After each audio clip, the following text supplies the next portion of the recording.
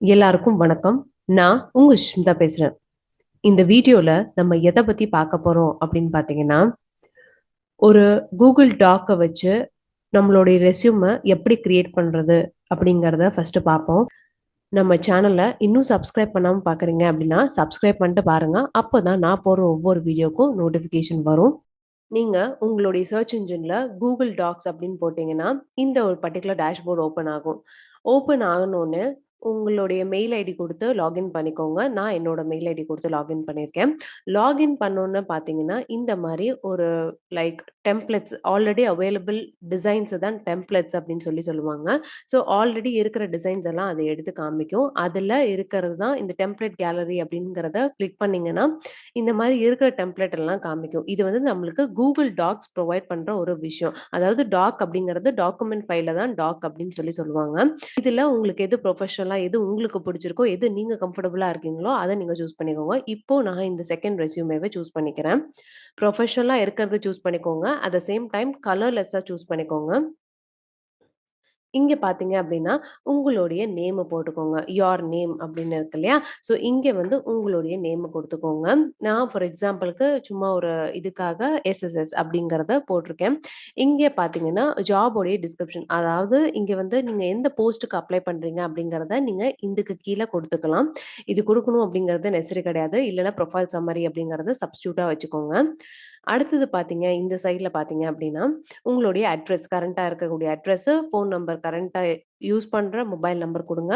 அதுக்கப்புறம் mail ID. Mail ID பொறுத்தவரைக்கும் ப்ரொஃபஷனலா இருக்கிற மாரி அதுவும் பார்த்துக்கோங்க. போது நம்ம வந்து என்ன பண்ணியிருப்போம், நம்மளுக்கு புடிச்ச பெர்சன்ஸ் நேம் வச்சு கிரியேட் பண்ணியிருப்போம். இல்ல நம்ம நம்ம லைக் நிக் நேம் இருந்தா நிக் நேம் வச்செல்லாம் கிரியேட் பண்ணியிருப்போம் இல்லையா?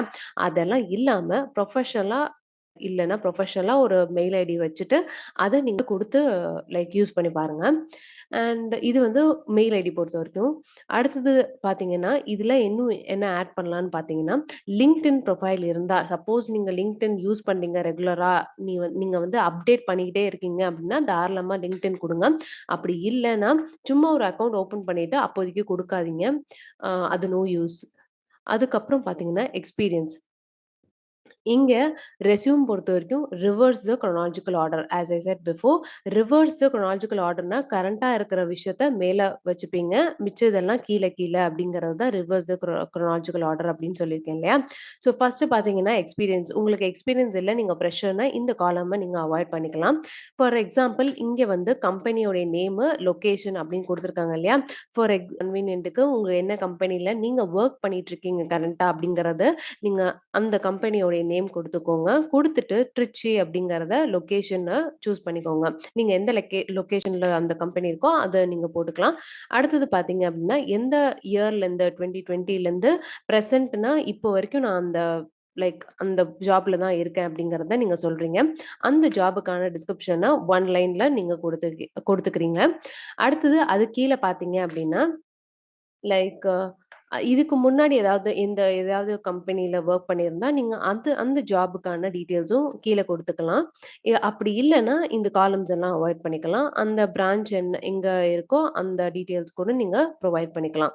இந்த மந்த்த பொறுத்தவரைக்கும் பார்த்தீங்கன்னா, இதுக்கு முன்னாடி அதாவது 2020க்கு முன்னாடி 2019லருந்து நான் 2020 வரைக்கும் நான் இந்த கம்பெனில தான் வொர்க் பண்ணேன் அப்படிங்கிறத ஒரு எக்ஸாம்பிள் குடுத்துட்டு, அந்த ஜாப்ல நீங்க என்னவா இருந்தீங்க அப்படிங்கிறத இங்க மென்ஷன் பண்ணிக்கலாம் நீங்க.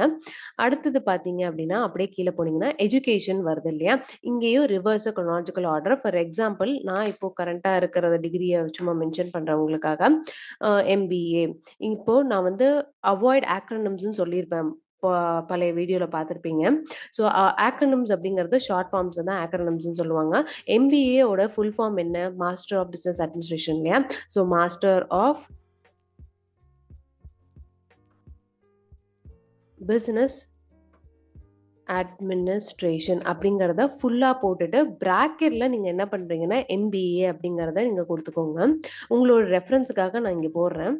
அடுத்தது பார்த்தீங்கன்னா, அது கீழயே வந்து எந்த எந்த இயர்லேருந்து எந்த இயர் வரைக்கும் நீங்க படிச்சீங்க அப்படிங்கிற அந்த டீட்டெயில நீங்க குடுத்துக்கோங்க.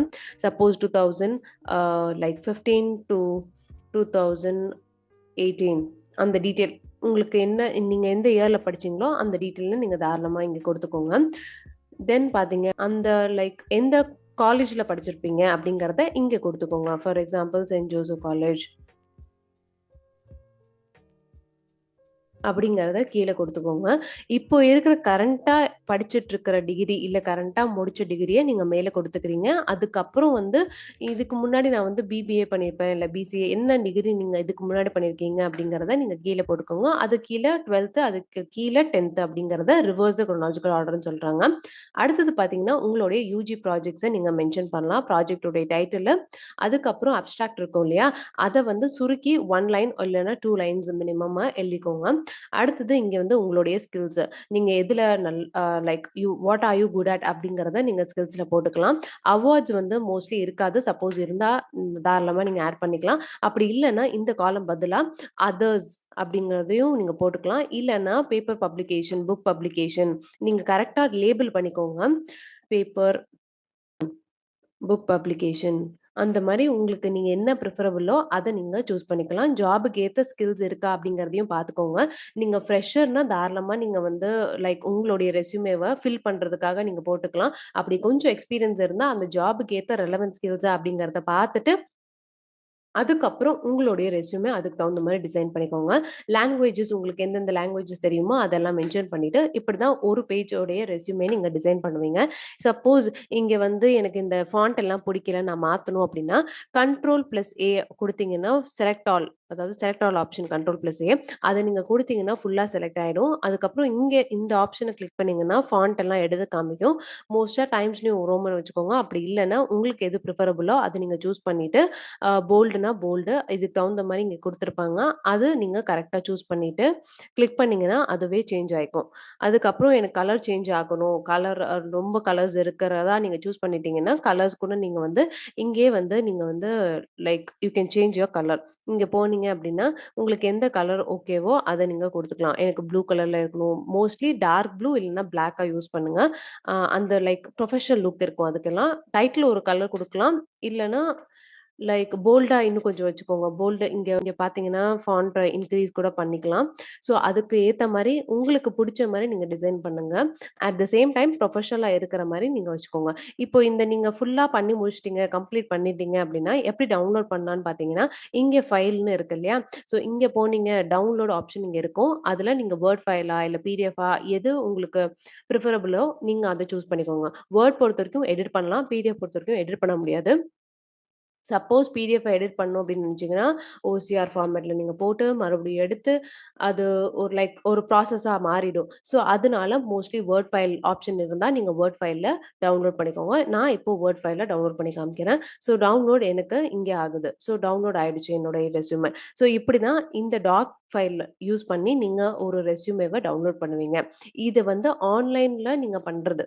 ஓகேங்களா? இதுக்கு வந்து கண்டிப்பா நெட் தேவ. அண்ட் இதோட அட்வான்டேஜ் பார்த்தீங்கன்னா, இதுல பண்ற அட்வான்டேஜ் என்னன்னு பார்த்தீங்கன்னா, நீங்க இத சேவ் பண்ணணுங்கிறது நெசசரி கிடையாது. சப்போஸ் வந்து உங்க லேப்டாப் வந்து நீங்க பண்ணிக்கிட்டே இருக்கிற நடுவுல வந்து லேப்டாப் ஸ்விட்ச் ஆஃப் ஆயிடுச்சு, சார்ஜ் இல்லாம அப்படின்னு நினைச்சீங்கன்னா, நீங்க அத மறுபடியும் உங்க லேப்டாப்ப ஓப்பன் பண்ணிட்டு Google டாக்க ஓப்பன் பண்ணீங்கன்னா, நீங்க எதுல நீங்க எடிட் பண்ண விட்டீங்களோ, அது அப்படியே இங்க இருக்கும். அத நீங்க ஓப்பன் பண்ணாலே போதும். உங்களுக்கு லைக் அதே பேஜ் வந்து வந்துரும். நீங்க வந்து கன்டின்யூ பண்ணலாம். ஸோ இது வந்து ஒரு அட்வான்டேஜ். ஆட்டோ சேவ் ஆப்ஷன்ல வந்து இன்பில்ட்டா இருக்கக்கூடிய ஆப்ஷனு. அது லைக் நம்மளுக்கு நெறையவே யூஸ்ஃபுல்லா இருக்கும். நம்ம சேவ் பண்ண மறந்துருவோம் இல்லையா? ஸோ அதனால நான் சொல்றேன். இது வந்து நம்ம இத எடிட் பண்ணதுக்கு அப்புறம் டவுன்லோட் பண்ணிக்கிறது இந்த Google டாக்ஸ் உடைய ஆப்ஷனா இருக்கு. அடுத்தது பார்த்தீங்கன்னா, டெம்ப்ளேட்ட டவுன்லோட் பண்ணிக்கலாம் அப்படின்னு சொல்லியிருந்தேன் இல்லையா? நீங்க வந்து ஆன்லைன்ல நம்மளுக்கு ஃப்ரீ டெம்ப்ளேட்ஸ் ப்ரொவைட் பண்றாங்கன்னு சொல்லியிருந்தேன் போன வீடியோல.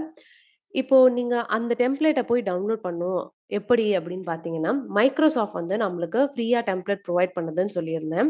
So free Microsoft resume templates free download அப்படின்னு போட்டீங்க அப்படின்னா, இந்த வெப்சைட் வரும். மைக்ரோசாஃப்ட்டோடைய வெப்சைட் வரும். அத நீங்க சூஸ் பண்ணீங்க அப்படின்னா, கீழ வந்து நம்மளுக்கு நம்பர் ஆஃப் டெம்ப்ளேட்ஸ் காமிக்கும். அதுல ப்ரொஃபஷனலா இருக்கிறத உங்களுக்கு புடிச்சத நீங்க செலக்ட் பண்ணிக்கோங்க. செலக்ட் பண்ணதுக்கு அப்புறம் நம்பளுக்கு டவுன்லோட் ஆப்ஷன் காமிக்கும். இப்போ ஃபார் எக்ஸாம்பிள் நான் வந்து எனக்கு புடிச்சதா ப்ரொஃபஷனலா நான் சூஸ் பண்ண போறேன். ஸோ எனக்கு இது வந்து புடிச்சிருக்கு. ஸோ இத நான் கிளிக் பண்ணிட்டு, கஸ்டமைஸ் இன் வேர்ட். அதாவது வேர்ட்ல நீங்க வந்து உங்களுடைய டீட்டெயில்ஸ் ஃபீட் இன் பண்ணணுமா? கஸ்டமைஸ்னா உங்களுக்கு ஏத்த மாரி அரேஞ்ச் பண்ணணுமா? அப்படிங்கிறது தான் கஸ்டமைஸ் அப்படிங்கிறத சொல்லியிருக்காங்க. அண்ட் தென் இங்க பார்த்தீங்கன்னா, டவுன்லோட் ஆப்ஷன் இருக்கு இல்லையா? ஸோ இத வந்து எனக்கு பிடிச்சிருக்குன்னா, இது டவுன்லோட் பண்ணிட்டு, டவுன்லோட் பண்ற வரைக்கும் நம்மளுக்கு இன்டர்நெட் தேவ. அதுக்கப்புறம் டவுன்லோட் ஆனதுக்கப்புறம் நம்ம ஆஃப்லைன்ல கூட இத வந்து ரீஸ்ட்ரக்சர் பண்ணிக்கலாம். நம்மளுக்கு ஏத்த மாரி நம்ம அரேஞ்ச் பண்ணிக்கலாம். டவுன்லோட் ஆனதுக்கப்புறம் டவுன்லோட் ஆயிடுச்சான்னு செக் பண்ணிக்கோங்க. இதோட பேர வந்து இங்க மென்ஷன் பண்ணியிருப்பாங்க. Restaurant manager. சப்போஸ் டவுன்லோட் ஆகுற ஆப்ஷன் உங்களுக்கு காமிக்கல அப்டின்னா, ஜஸ்ட் ரீசெக் பண்ணி பார்த்துக்கோங்க. அதனால ஒண்ணும் இல்ல.